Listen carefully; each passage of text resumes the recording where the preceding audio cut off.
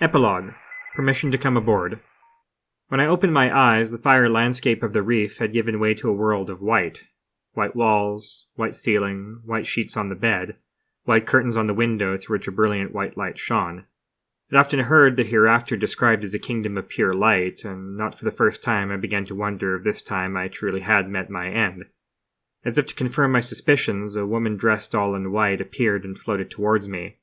As her angelic face hovered overhead, crimson lips parted in a warm smile, I found myself back in the London flat as Mother tucked me into bed. This vision of paradise was suddenly dashed as a bolt of pain flashed through my temples. For what God's heaven would permit such a splitting headache? "Where am I?" I tried to ask, but the word stuck in a congealed lump in my throat. C'est ça, respire, said the nurse, patting my back as I hacked and gasped. When at last I could breathe again, she reached to the bedside table and handed me a glass of water, which I set upon ravenously. "Lentement," she said, pulling the glass away. "Slowly." When I was finished, I tried again to speak, but only a faint, reedy rasp escaped my lips. In frustration, I reached out and tapped out a message on the metal bed frame. "Où suis-je? Where am I?" The nurse laughed. "I don't understand," she said, and instead handed me a clipboard and a pen. "Where am I scrawled. "Yusuf Ben Hassan Hospital in Rabat," she said. "Where is Colin?" "Who?" "The other boy." "Oh, right over here," she said, pointing to the bed next door. Unconscious and wrapped head to toe in bandages, Colin looked like something dug out of an Egyptian tomb. "You're both very lucky little boys," said the nurse. "If he'd stayed out there much longer." "Will he be all right?" I wrote. "I think so, poor thing," she said, gliding over to Colin's bedside. "You say his name is Colin?" "Colin Sutherland," I wrote. "And yours?" "Edward Hawkins." "Good, thank you, Edward," said the nurse, jotting down a note on her clipboard. "And your name?" I asked. "Chantal," said the nurse with a bright smile. Then I realized that something was missing. "Where is Pierre?" I wrote. "Who?" said Chantal. "Pierre Denré," I wrote, and after a moment I added, "L'homme fou," the madman. "I'm sorry," said Chantal, shaking her head. "I don't know anything about a madman. They only brought in you two." I felt a pang of dread. Had Pierre not made it? I started to rise from my bed, only to be felled by another blinding bolt of pain through my brow. "Easy, easy," said Chantal, easing me back onto my pillow. "Take it easy. You need to rest." I passed the next few days drifting in and out of sleep, attended to by the ever-dutiful Chantal. Colin soon regained consciousness, and after downing what seemed like enough water to fill the Nile, we slowly regained our strength and our voices. And not a moment too soon, for on the third day of our convalescence we received an unexpected visitor. I was eagerly digging through the cart of books Chantal had left at my bedside when a man suddenly appeared in the doorway. He was an impish little character, a round face with receding black hair, large ears, and an upturned nose and sleepy eyes, which lit up as he approached my bed. Although I did not recognize him at first, he announced that his name was Antoine, and he was the pilot who had rescued me. "You're Exo," I said, suddenly recognizing him from Morin's cartoons. "The one and only. Good to see you're both on the mend," he said, vigorously shaking my hand. "Ah, what do we have here?" He ran his fingers along the tattered spines on the cart, landing on a particularly weighty volume. "Ah, one of my favorites," he said, plucking it from the cart. "Have you read it?" I read the faded lettering on the spine. Le Comte de Monte Cristo. "No," I said. "Oh, you must," he said, handing me the book. I nodded in thanks and laid it on the bedside table. "Anyway," said Antoine, pulling up a chair, "you can imagine how surprised I was. There I was, expecting to rescue my comrade Moreau, and instead I come across two English boys and a mad legionnaire in the middle of the bled. Not something you see every day. Shame about Moreau, though." "I'm sorry," I said. "He was dead when I found him. There wasn't anything we could—" "Oh, never mind that," said Antoine. "That's the life of a pilot. We dance with death every time we leave the ground. He lived a good life, Moreau. That's what matters. And worth drinking to, I think." With great flourish, Antoine produced a wine bottle from under his arm, pulled the cork, and poured out 2 drinks from among the empty glasses crowding my bedside table. My throat, still far too raw, instead reached for a glass of water. "Come now," said Antoine. "It's bad luck to toast with water," and reluctantly I took my glass. "To life," he said, raising his glass, and though I tried to take only the smallest of sips, it still burned like molten metal being poured down my gullet. "Now," said Antoine, refilling his glass. "The radio operators at Cap Juby swore it was Robert sending me that distress call. How on earth did you do that?" I shrugged. I just found his papers and guessed what kind of man he was. "Incredible," said Antoine. "You know, Monsieur Edouard, you could make a fantastic spy. Or maybe a stage actor, yes? But please, tell me, How did you get all the way out there in the bled? The nurse tells me you were captured by El Crime? As I began my story, Antoine pulled a notebook from his pocket and began scribbling furiously. I paused. What's that for? Oh, said Antoine, grinning sheepishly. Just a little trifle. I collect stories. Some long, some short, some sad, some happy. Who knows? Perhaps you'll be the hero of one of them. I would like that, I said, before carrying on with my story. Antoine was held in rapt attention as I recounted my extraordinary odyssey through the desert. By the time I finished, he had nearly filled his notebook with furious jottings. Well, Monsieur Edouard, said Antoine, shaking his head in disbelief, I have met grown men who would not have survived such an ordeal. I think that calls for another drink. But as Antoine reached for the bottle, there was a clattering of footsteps as Nurse Chantal stormed down the ward towards us. What do you think you're doing? She snapped, snatching up the bottle and shaking it accusingly in Antoine's face.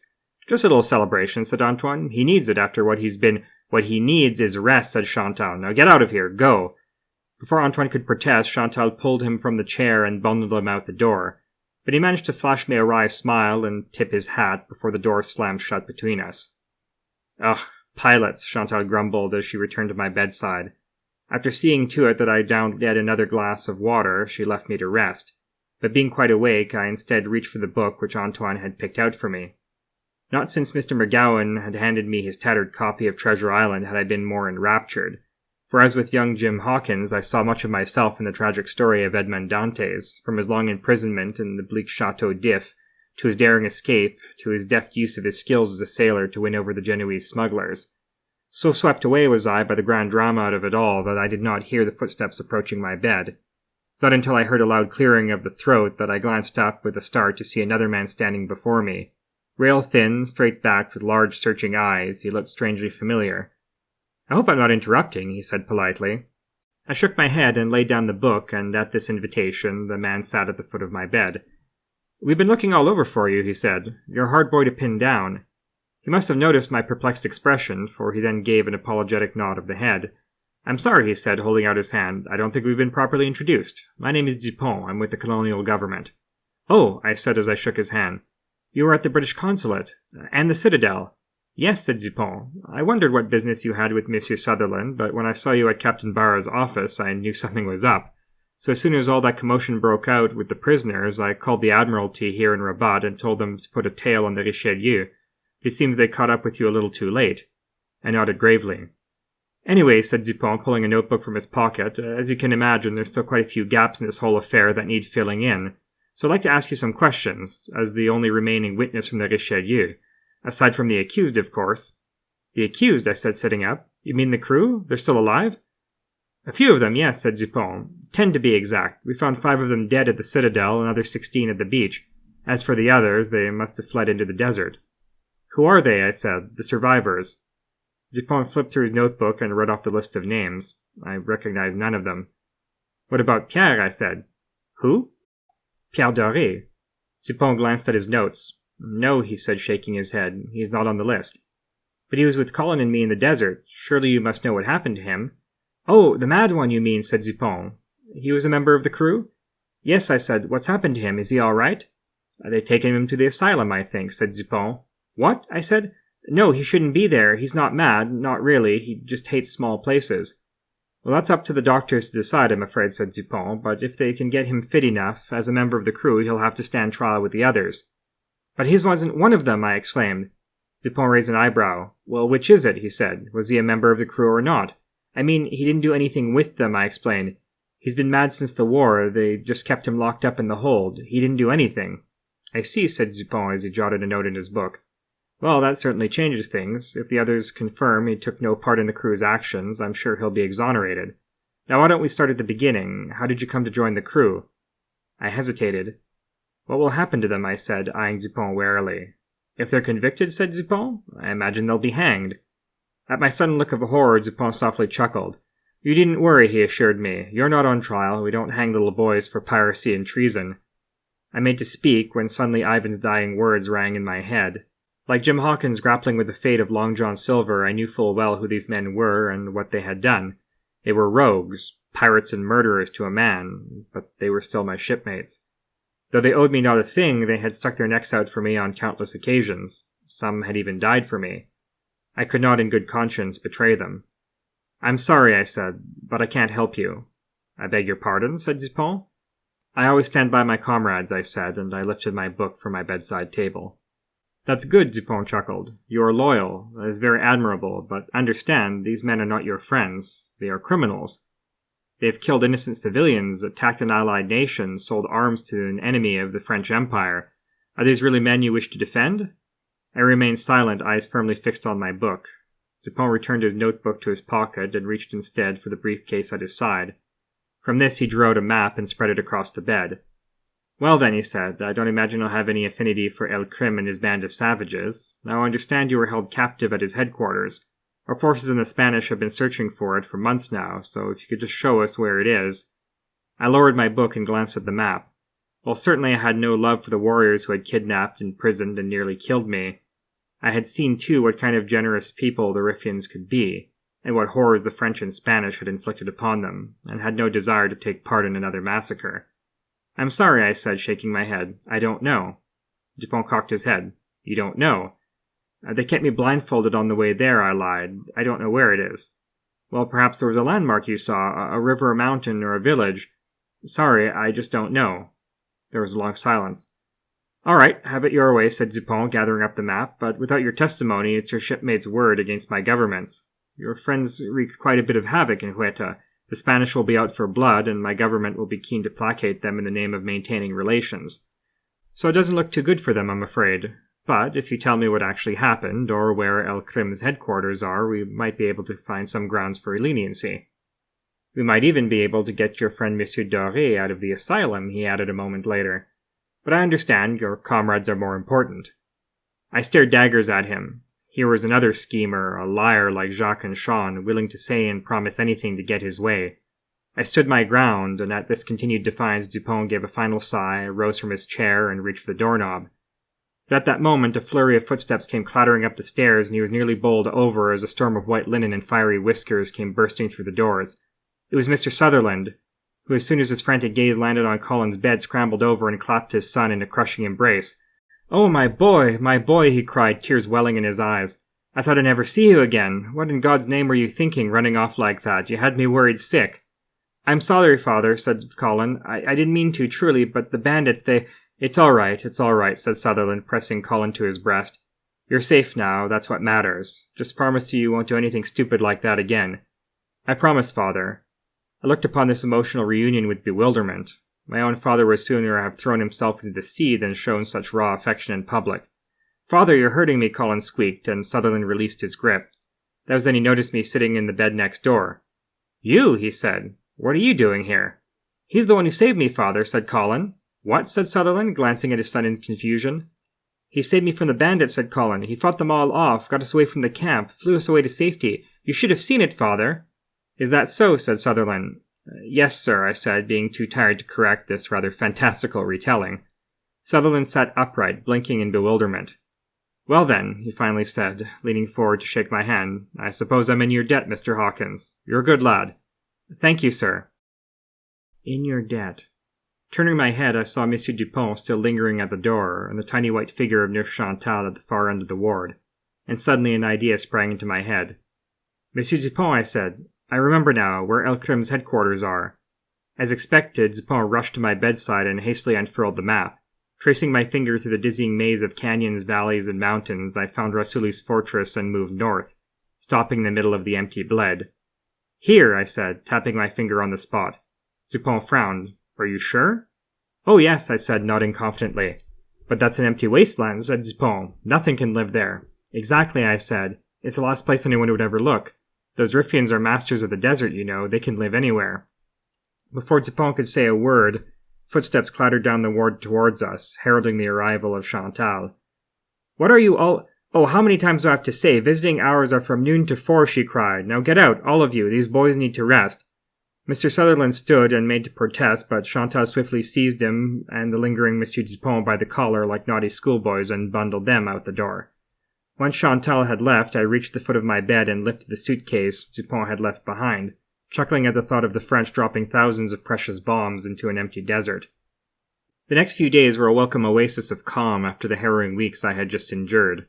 Mr. Sutherland spent every minute of visiting hours at Colin's bedside, listening intently as his son recounted the grand tale of his kidnapping, captivity, and rescue. It was a fanciful retelling, full of sensational embellishments and outright fabrication, and while at first I groaned and laughed at his childish confabulations, it occurred to me that not 2 months before I myself would likely have engaged in such fantasy. I had, after all, fallen for Prince Pablo's tall tales, hook, line, and sinker. How very much had changed since I had left Bell Rock. When his father wasn't around, Colin pestered me incessantly with questions about my own adventures, gaping in wide-eyed wonder at every feat of daring-do. Sometimes he would breathlessly regale me with the epic feats of his naval heroes, Drake, Nelson, Fisher, which I had memorized down to the last detail. He was insatiable in his curiosity, as boys of his age often are, and when I'd had quite enough, I would feign tiredness and hide under the covers until at last he fell silent and drifted off to sleep. When I at last found some time to myself, I rooted through Monsieur Dupont's briefcase, which, as expected, held an assortment of stationery bearing the official government letterhead. On these I carefully composed a letter to the asylum ordering them to release Pierre, using letters and dispatches in the case to capture Dupont's voice. With the letter folded and sealed in its envelope, I needed only a stamp, and someone to post it. At first I thought to give it to Chantal, but fearing she would be too suspicious, I hid the letter under my pillow and waited for my release to post it myself. I spent the rest of my convalescence reading, sometimes in my bed, sometimes in the window-sill overlooking the stepped roofs and minarets of Rabat, or in the hospital garden with its shady palms and burbling fountain. Though I knew it could not last forever, and that soon I would have to leave the cozy embrace of the pages to face an uncertain future, for the time being I put it out of my mind.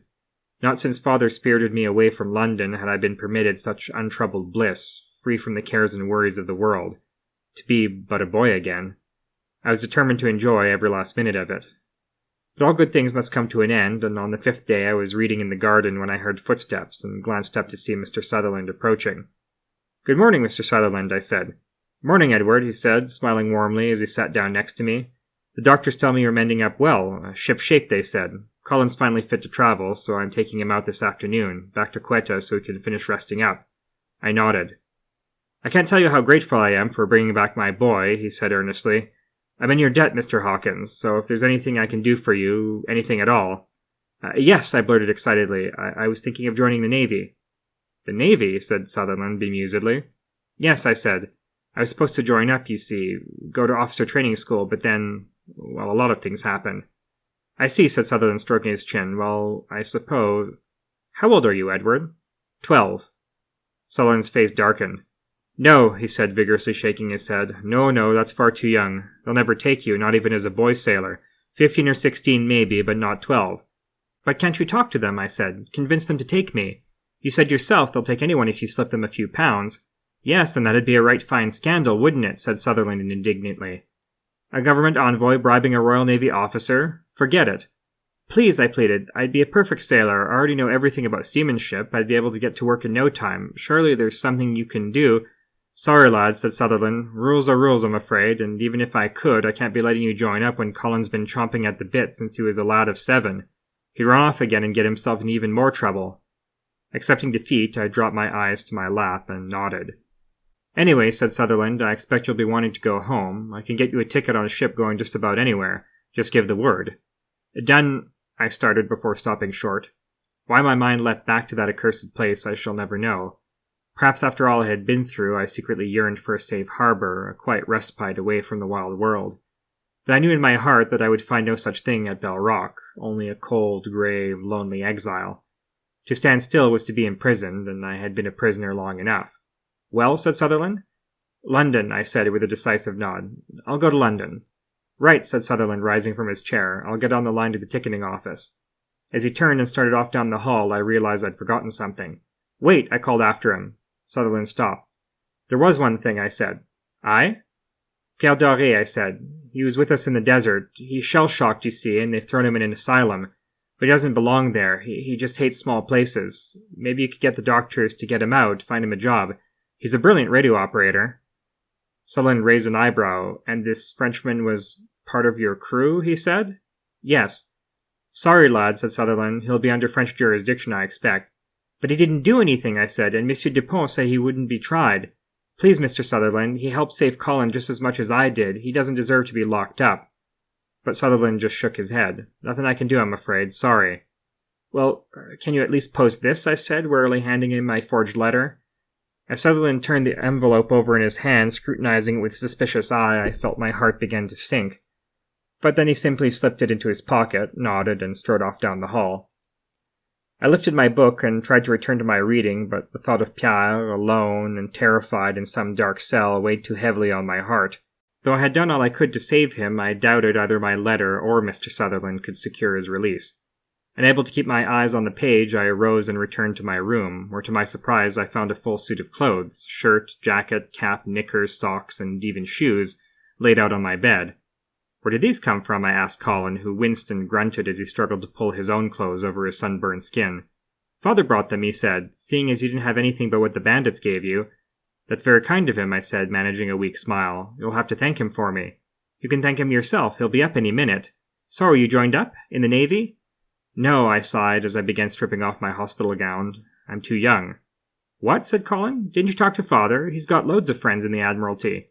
"Yes," I said, "but he said no." "But he promised me," Colin protested. "He promised me he'd do anything you asked." I shrugged dejectedly. "That's just how it is, I suppose." "So, where will you go?" asked Colin. "London," I said. "See if I can't find my mum. I'm sure there are loads of merchant ships in the harbour that'll take me on." No sooner had I slipped into my new shoes, the door swung open and Mr. Sutherland entered. "Ready to go, Colin," he said. Colin scowled at his father. "Why won't you let him join the Navy?" he said. "You promised." "He's too young, Colin, just like you," said Sutherland. "I can't be going about making different rules for both of you, now can I?" "It's all right, Father," said Colin. "I won't run off again, I swear. I'll wait." Sutherland made to speak, but stopped short. He glanced at his son, then to me, and gave a weary sigh of defeat. "Aye, that I am," he said.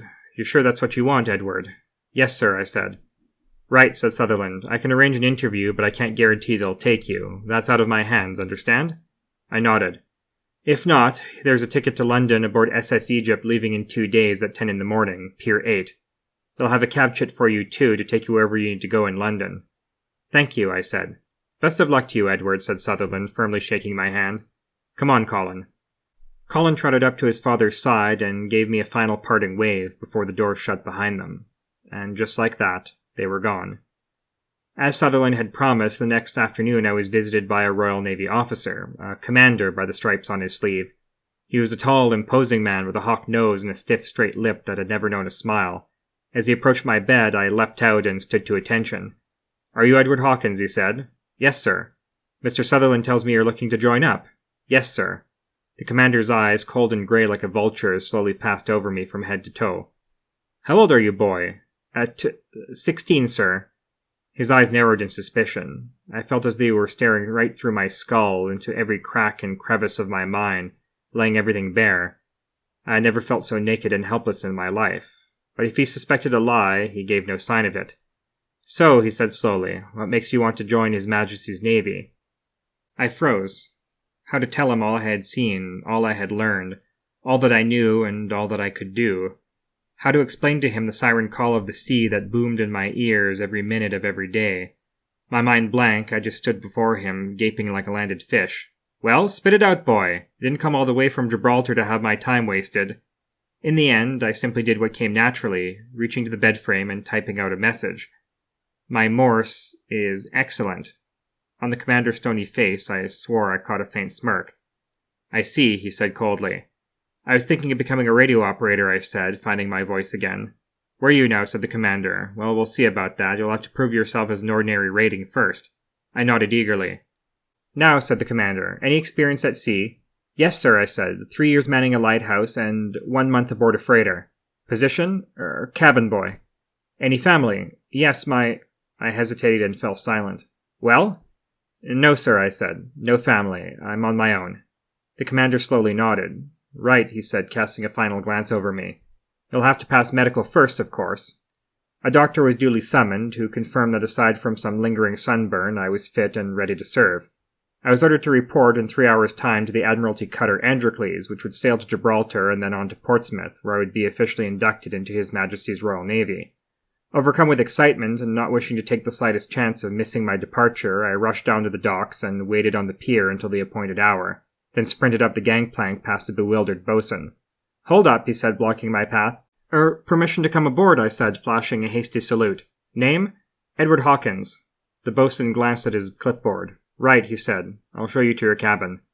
Not being officially enlisted, I had the run of the ship, and after being shown my cabin, I made my way to the stern and leaned against the rail as the whistle sounded and the Androcles pulled away from the pier. In the fading light of evening, I watched as the bustling harbor of Rabat transformed into a shimmering starscape of 1,000 twinkling lights, and the setting sun set the looming mountains ablaze. When I'd first set eyes on this shore, I could scarcely have imagined the treacherous world that lay beyond those mighty sentinels, that labyrinth of sheer canyons, blazing sun, choking dust, murderous bandits, and sudden death. But while I was in it, I never imagined I would ever see the ocean again. But somehow I had run the scorching gauntlet and come through in one piece, and as Rabat faded into the distance, I made my way to the bow and gazed out over the open water to adventures yet to come. 2 days later, as we set sail from Gibraltar, a midshipman found me standing at the rail. Begging your pardon, he said. Are you Edward Hawkins? Yes. I'm to take you to the wireless room, he said. There's a message for you. Lead on, I said, intrigued. On reaching the wireless room, the operator rose and handed me his headphones. My curiosity now thoroughly piqued, I sat down at the bench and laid my finger on the Morse key. Edward Hawkins here, I signaled. The reply was halting, erratic, but when I finally decoded it, my face lit up with joy. Hello, Edward, this is Pierre. Where are you? I frantically fired back. Rabat Harbor Authority, he replied. Someone from the government released me and gave me a job. Imagine that. I laughed. My letter had worked after all. Yes, imagine that, I replied. There must be a god for old soldiers and madmen, said Pierre. How is your radio room, I asked. Not too small? No, he said, large enough. After a few moments, he added, Have to go now. Until next time. Until next time. Good luck, Edward. Like all men from Adam on down, I have lived upon this earth as the good Lord made it. A vast place, solid through and through, where to see distant lands was to wear out my boots or trust in Neptune's good graces. For a few bright moments in this knockabout life, I have seen the walls of time and space fall away, and the wide world brought to my doorstep through the miracle of wireless. But to roam in this manner is no more to travel than to read of all the world's wonders in the pages of a book. To truly see the world is to walk upon its earth, to sail upon its waters, and until such a time as God or Neptune claim me as their own, I vowed to see as much of their domain as it was possible for any man to do. I was only getting started. The end.